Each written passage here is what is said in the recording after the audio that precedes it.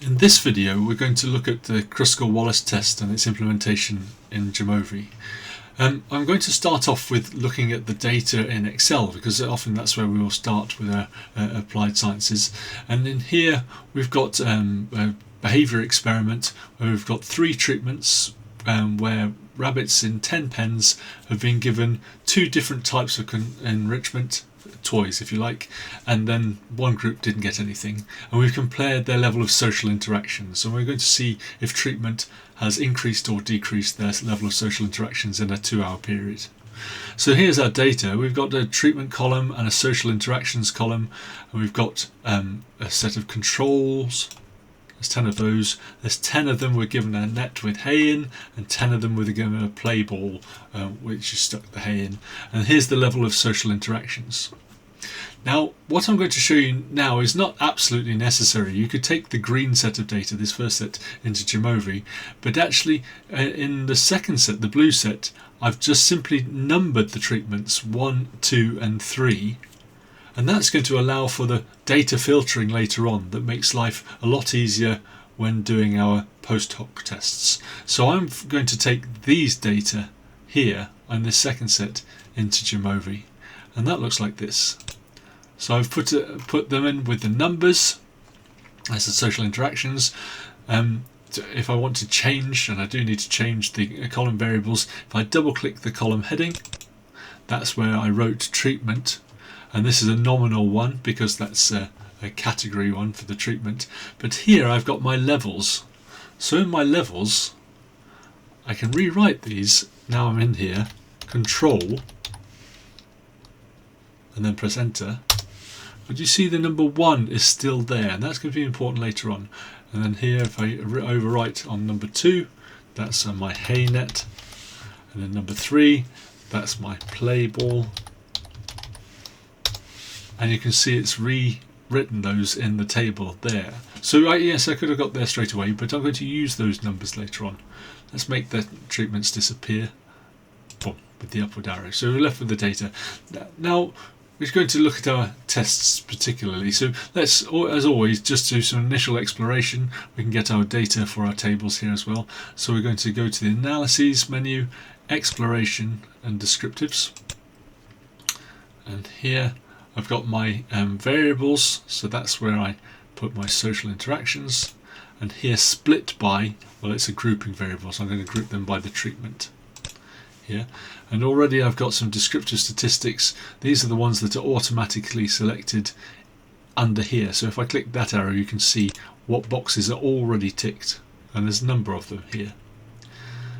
As before, I prefer variables across rows. I find it easier for comparing the treatments with these. So here we've put that. There we've got our 3 treatments, and I just find that set up more straightforward for comparison. In this Kruskal Wallis, we're saying that this is a non-parametric test, so we don't really use the mean, we keep the median, we don't use standard deviation. We could keep the range figures just to look at, but we are going to use the median and percentiles, the 25th and 75th, which make up our lower and upper quartiles, like the Mann-Whitney tests and the other non-parametric tests. So put a tick there too. And you can use those data for creating the table. What else can we do here? Well, one thing that we can do is if you look at the plots, a nice straightforward plot is the box plot. So if we look at the box or box and whisker plot here, we can very quickly see what's going on.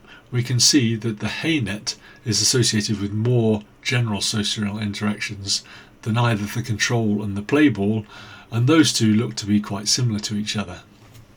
But we need to test that with data. So we need to test that with our inferential test. The Kruskal Wallis test allows us to test 3 independent samples.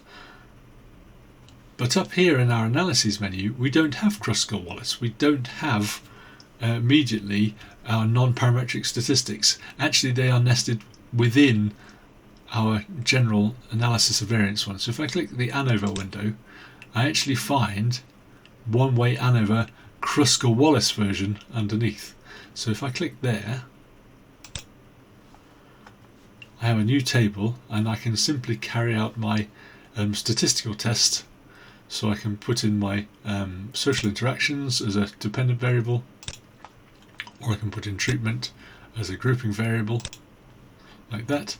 And here I can see that the p-value for my Kruskal Wallis test is actually based on the chi-square distribution, which is why chi-squared is sneaked into our table here. But it's a Kruskal Wallis test we've done, and it's only just significant, but it's still past that threshold of 0.05. So it's less than 0.05. Therefore, there's a significant difference between these three treatments.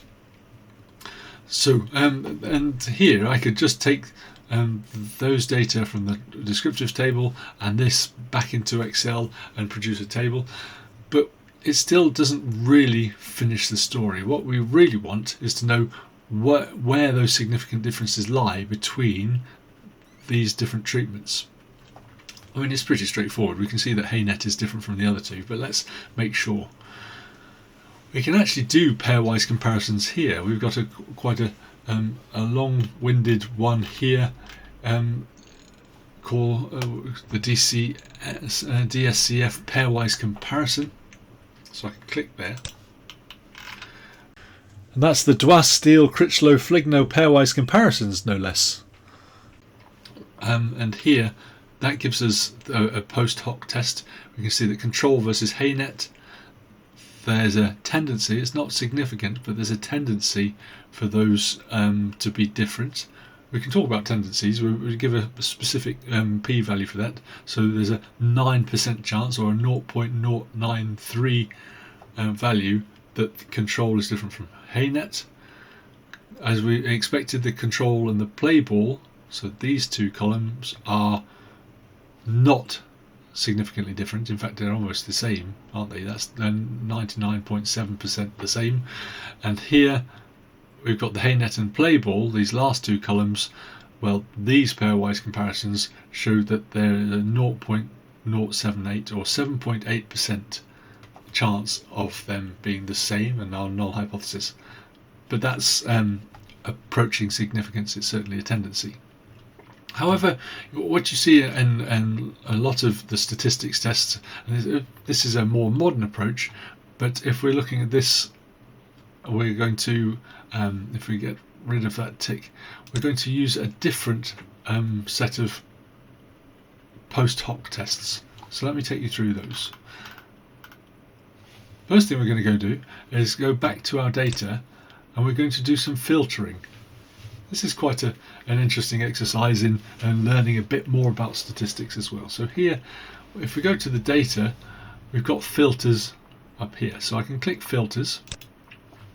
And what I want to do is compare control with the HayNet. I want to compare control with the play ball, and then I want to compare the HayNet with the play ball with three pairwise comparisons. To make that first comparison, I need the control and HayNet. Now that was treatment 1 and 2. We can't actually use the words control and HayNet here, which is why this coding is useful. So here I've got this, so I've got the treatment here. So I go to my filter.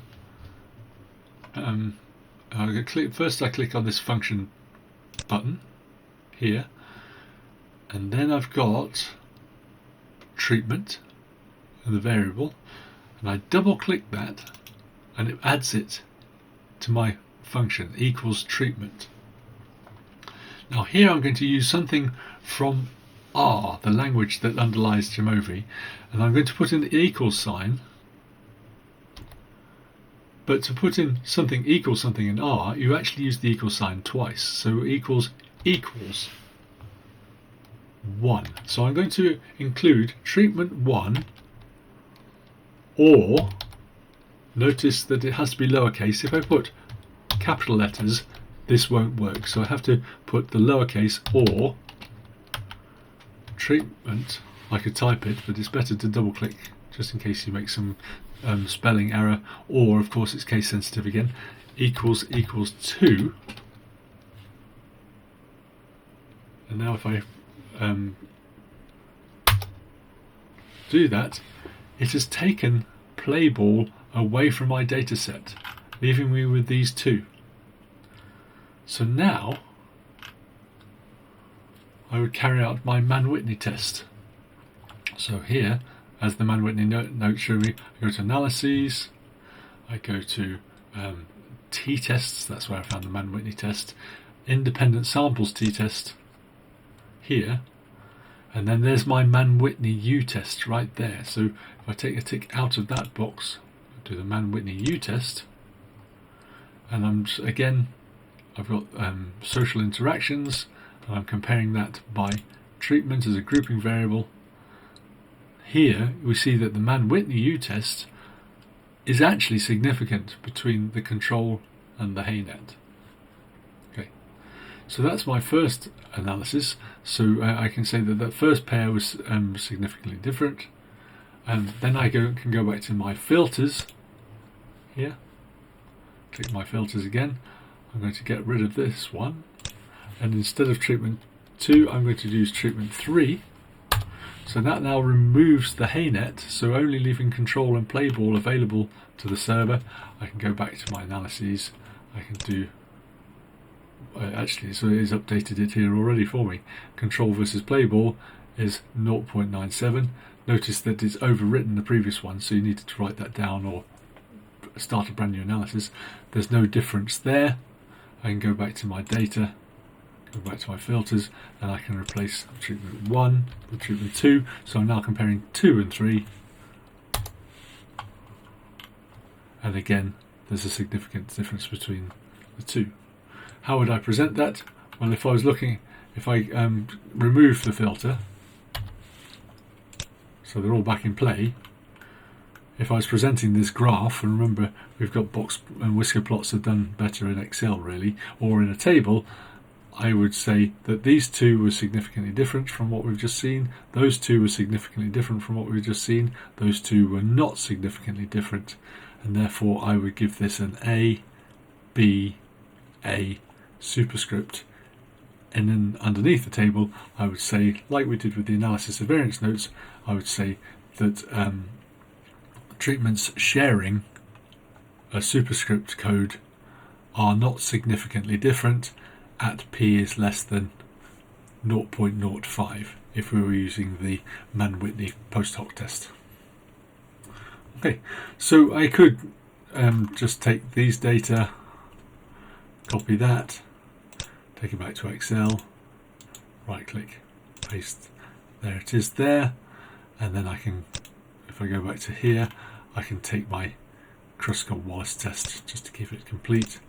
I can put that underneath like that. Don't worry about the red, that's from something I must have done earlier. And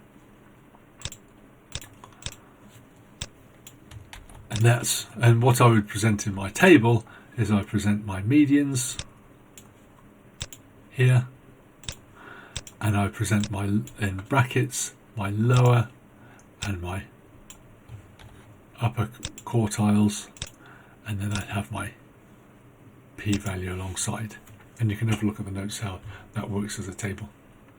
Okay, so Kruskal Wallis, a bit of data filtering, and then your Mann-Whitney U test to follow up with. Thank you for watching.